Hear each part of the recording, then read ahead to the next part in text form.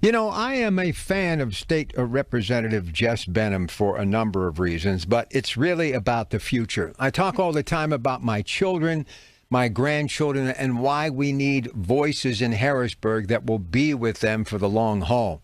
One of the reasons I have been touting Kamala Harris and the possibility of her VP being Josh Shapiro, because it's youth, it's the next generation.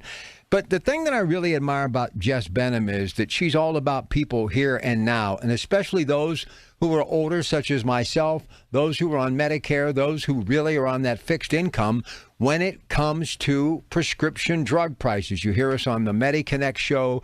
We've had our friend from the Blueberry Pharmacy on, all about making it cost efficient, but more importantly, keeping those hometown pharmacies open for business. Well, recently, she got something on the desk of Governor Josh Shapiro, and as they say, she hit a home run. So let's let her fill in the blanks as she joins us now. And if you want to see this interview in person, go to kdkradio.com and click on KDKA Watch.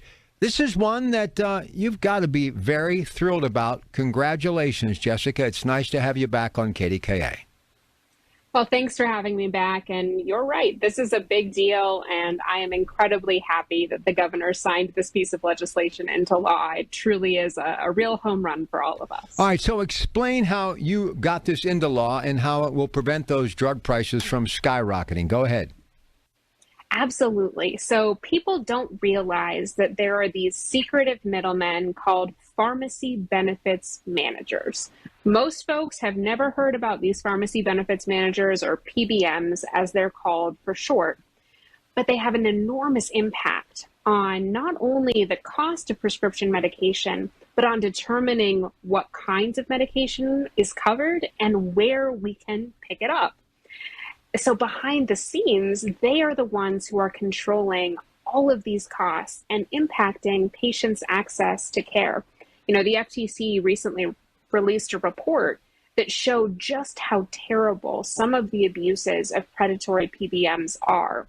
And I'm going to walk you through it a little bit. It's kind of complicated and policy wonky, but I've gotten to the point where I think I can break it down. So there are 3 PBMs that control 80% of the market. So that's verging on a monopoly at that point when you have that few entities that have that great of a market share.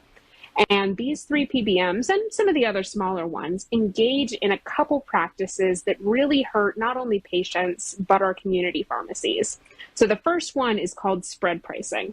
This is where these middlemen overcharge your insurance company and then they underpay your pharmacy. And they pocket that difference that's in the middle there. It's, you know, we want folks to be able to make a living, but we're looking at an industry that's making billions upon billions of dollars in that middle space on the backs of patients and local pharmacies.